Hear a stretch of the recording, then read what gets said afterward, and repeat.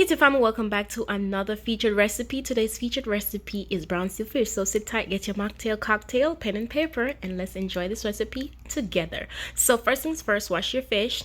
I'm very strong about it, especially the fish scent. We got to let it go. So I use vinegar and I'm using lime juice. You can use lemon as well, whatever substitute you have that will help to decrease the rawness of the fish. Then after that, I will drain my water and I will go in with my seasonings. So parsley, adobo, fish and garlic powder, ground black pepper, and of course paprika. All of these ingredients and seasonings will be linked in the description box so you can get access to them. And if I forget to mention anything in the video, it would also be in the description box for my viewers.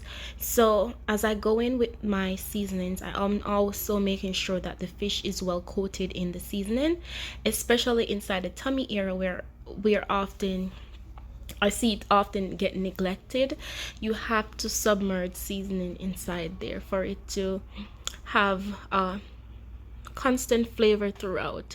Because have you ever had food at restaurants or like when you're out and the flavoring, it's not bad, it's just that it's not consistent because it's been neglected, or maybe they're rushing and forgot. So just be mindful of that. So on a skillet, on the stove, in a skillet, get my thoughts together, I'm submerging the fish. Make sure the pot is hot. Best ways to test this without causing harm or danger to yourself is to put a wooden spoon. If you don't have a wooden spoon, is to put a clove of garlic, and the garlic will start sizzling up with the bubbles, and that's how you know the temperature is right. And if you realize my fish, they're sticking out, they're too big for the skillet, so I had to go in and cut the heads off.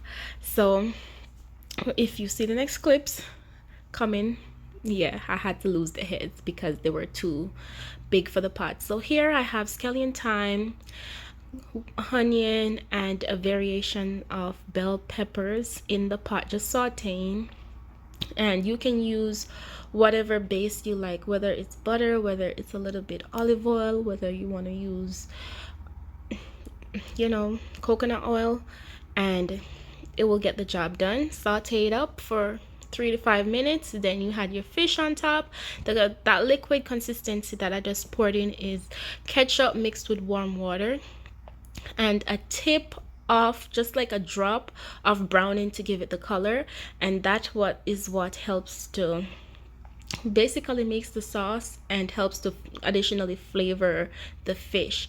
So here I am just making sure that the fish is well submerged, as well as I'm about to put the veggies on top. Not all of it, but making sure that when it's cooking down, like the veggies are on top so the flavor can be submerged into the fish. And also don't forget to put some of the veggies inside the tummy of the fish, because as I say before, it is often neglected. We forget to show love. So you really have to put love into your food, and that takes time and a lot of details. So just bear that in mind when you're cooking, that in order for you to get the best results, you have to really put the love and the time into it. So I'm just adding a little more ketchup to it because I tasted the liquid and I wanted just to be a little bit sweeter for flavoring, because it was more on the spicy side, so I wanted just to sweeten it up just a little bit.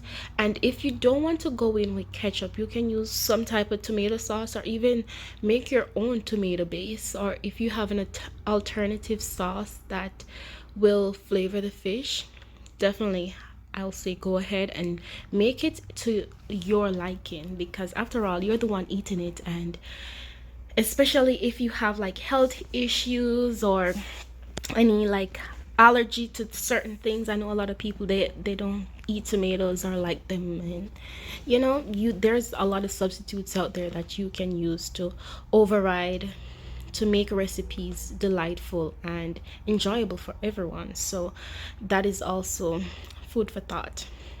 So here I'm just pouring some of the liquid on top and making sure that the seasonings are coating the fish. And I must say, when you're doing your fish, you should always try to open a window, or if it's possible to open a door, because the scent can really linger inside and you don't want to set off your smoke alarm. Even though like you will use your vent, sometimes the vent is not enough and you don't want to trigger your smoke alarm, and that fish scent really lingers for a long time. So just try to open a door, a window, something to help it escapes faster, so it's not just inside your house all day long after you've completed the meal. So here I'm just cooking it down for no longer than 10 minutes because the fish is fried and it doesn't take long to cook. Because if you look at the image of the fish, like it's already like soft, so this is just cooking it down to get all the flavors submerged in the pot together.